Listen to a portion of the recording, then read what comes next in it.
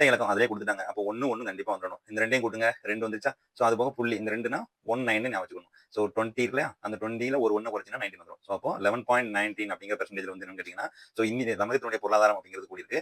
நம்மளுடைய எஸ்டிமேட்டட் எவ்வளவு அப்படின்னு கேட்டீங்கன்னா 9.69 தான். ரைட்டா? ஸோ முதல்ல 9 கொஞ்சம் உயரம். அடுத்து அப்படியே தலைகீழா மாறும். 9 தலைகீழா போடுங்க 6 வந்துரும். மறுபடியும் தலைகீழா மாறும். 6 தலைகீழா போடுங்க 9 வந்துரும். ஸோ இதான் வந்து கணிச்சது.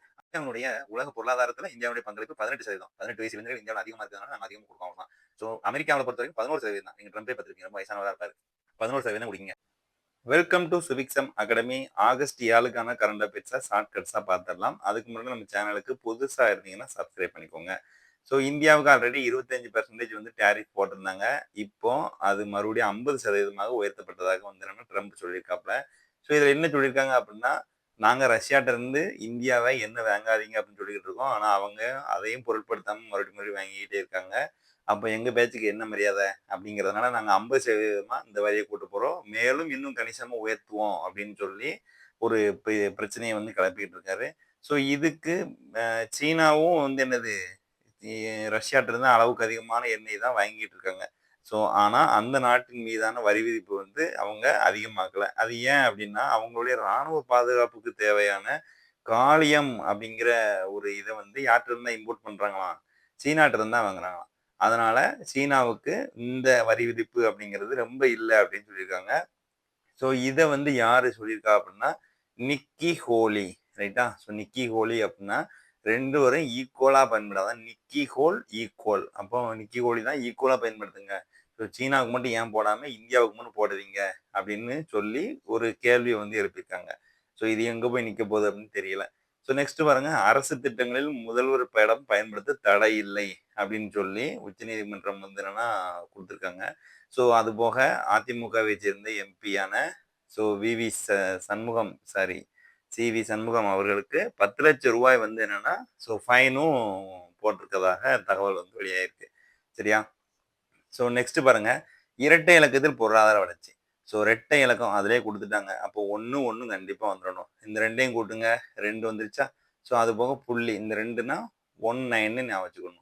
ஸோ 20 இருக்கு இல்லையா? அந்த 20ல ஒரு 1 குறைச்சின்னா 19 வந்துடும். ஸோ அப்போ 11.19 அப்படிங்கிற பெர்சன்டேஜ்ல வந்து என்னன்னு கேட்டீங்கன்னா, ஸோ இந்திய தமிழகத்தினுடைய பொருளாதாரம் அப்படிங்கிறது கூடியிருக்கு. நம்மளுடைய எஸ்டிமேட்டட் எவ்வளவு அப்படின்னு கேட்டீங்கன்னா 9.69 தான். ரைட்டா? ஸோ முதல்ல 9 கொஞ்சம் உயரம். அடுத்து அப்படியே தலைகீழா மாறும். இந்த 9 தலைகீழா போடுங்க 6 வந்துடும். மறுபடியும் தலைகீழா மாறும். இந்த 6 தலைகீழா போடுங்க 9 வந்துடும். ஸோ இதான் வந்து கணிச்சது. ஆனா இதை விட 2.2% வந்து நம்ம அதிகமா இருக்கும். ஸோ இந்த தகவல் யார் வெளியிட்டா அப்படின்னா மத்திய அரசினுடைய புள்ளியியல் மற்றும் திட்ட அமலாக்க அமைச்சகம் இருக்கு இல்லையா? அவங்க தான் வெளியிட்டிருக்காங்க. ஸோ இது வந்து எத்தனை வருடங்கள் கழித்து இந்த மாதிரி நடந்திருக்கு அப்படின்னா 14 வருடங்கள் கழித்து நடந்திருக்கான். ஸோ ரெட்டை இலக்கத்துல வர்றது வந்து கருணாநிதி அவர்களுடைய காலத்துல 13% வந்திருக்கு. அதுக்கடுத்து இப்பொழுதுதான் இந்த 11.19 அப்படிங்கிற சதவீதம் வந்து வந்திருக்கு அப்படின்னு சொல்லியிருக்காங்க. ஸோ ரொம்ப ரொம்ப முக்கியமான ஒரு உண்மைடு. கண்டிப்பாக இந்த 11.19 அப்படிங்கிறது கண்டிப்பாக கேட்பாங்க. நல்லா படிச்சு வச்சுக்கோங்க.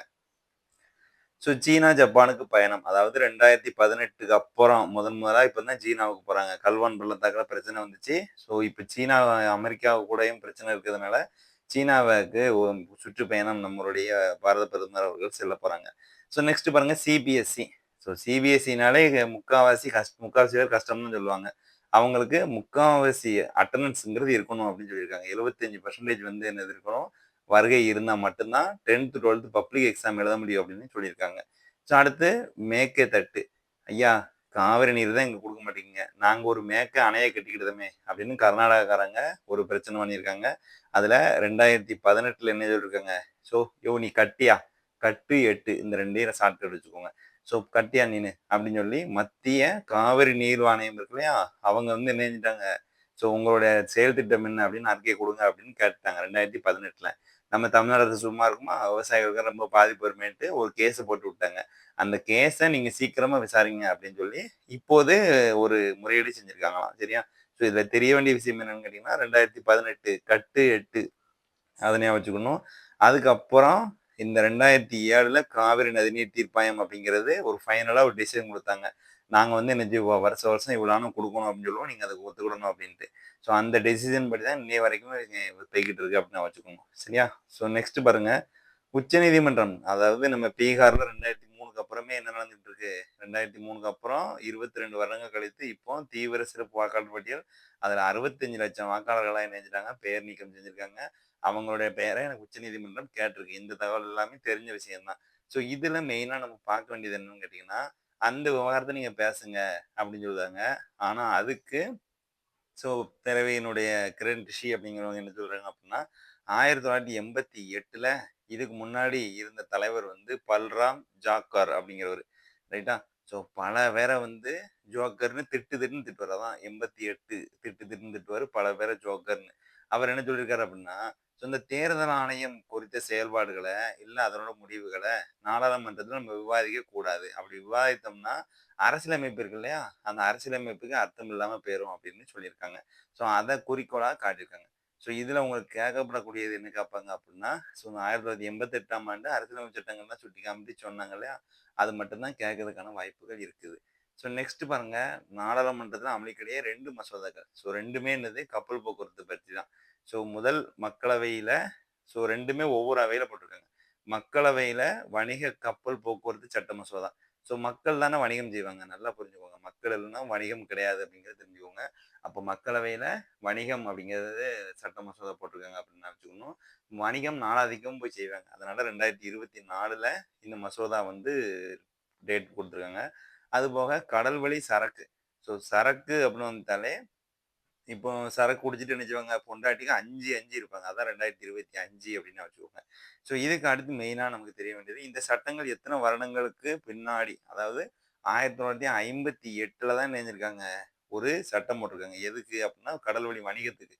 அந்த சட்டம் இப்ப எக்ஸ்பைரி ஆயிருச்சு. ஸோ அதுக்கு ரீகன்ஸ்ட்ரக்ஷனா தான் இந்த சட்டம் அப்படிங்கிறத கொண்டு வந்திருக்காங்க. சரியா? ஸோ வணிகம்னா என்ன சொன்னேன், நாளாதிக்கும் போய் வணிகம் பண்ணணும் அப்படின்னு சொல்லியிருக்கேன். ரூவா கட்டு கட்டா அள்ளலாம். அதான் 1958 அப்படிங்கிறத வச்சுக்கோங்க. ஸோ அடுத்து நம்ம பார்த்தோம் இல்லையா, இந்த 2025ல சரக்கு அப்படிங்க 5. அந்த காலமும் பொண்டாட்டிக்கு 5 தான் குடிச்சிருக்காங்க. அதான் 1925, இது 2025 அப்படிங்கிறத வச்சுக்கணும். ஸோ இந்த 2 தான். வேற ஒண்ணும் இதுல முக்கியமான தகவல் இல்ல. ஸோ நெக்ஸ்ட் பாருங்க, உள்துறை மற்றும் வெளியுறவு அமைச்சங்க இருக்காங்க இல்லையா, இவங்களுக்கு கடமை பவன் அப்படிங்கிற ஒரு கட்டடம்ங்கிறது கட்டியிருக்காங்க. ரைட்டா?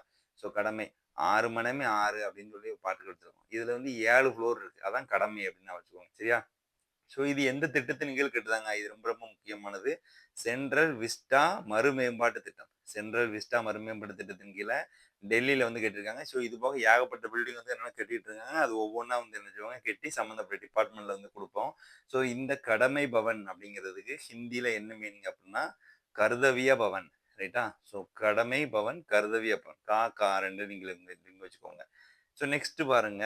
வட்டி விகிதத்தில் எந்த மாற்றமும் இல்லை. ஸோ ரெப்போ ரேட் அப்படிங்கிறது எல்லாத்துக்கும் தெரியும். ஸோ வேர்ல்டு பேங்க் அதாவது ஆர்பிஐ மத்த பேங்க்குகள்ட்ட கடன் வாங்குறதுக்கு ஒரு இன்ட்ரெஸ்ட் வச்சிருப்பாங்க. அதான் ரெப்போ ரேட்டு. ஸோ எப்போம்லாம் பணப்புழக்கம் அதிகமாகுதோ, அப்ப ரெப்போ ரேட்ட இன்கிரீஸ் பண்ணி பணப்புழக்கத்த கண்ட்ரோல் பண்ணுவாங்க. பணப்புழக்கம் எப்போம்லாம் கம்மியாகுதோ, அப்ப ரெப்போ ரேட்ட கம்மி பண்ணி ஸோ பணப்புழக்கத்த அதிகப்படுத்துவாங்க. இதான் ஆர்பிஐனுடைய வேலை. ஸோ இப்போ ஆ க பணப்புழக்கம் அப்படிங்கிறது ரொம்ப நியூட்ரலா இருக்கிறதுனால அதே ரேட்டான 5.5லே கன்டின்யூ ஆகும் அப்படின்னு சொல்றாங்க. ஸோ 5.5ங்கிறத நீங்க நோட் பண்ணிக்கணும். அதுபோக நம்மளுடைய மொத்த வாரா கடன் எவ்வளவுன்னா 2.2. 2 பேர் தாரா, 2 பேர் தரமாட்டான். அதான் ஷார்ட்கட்டு.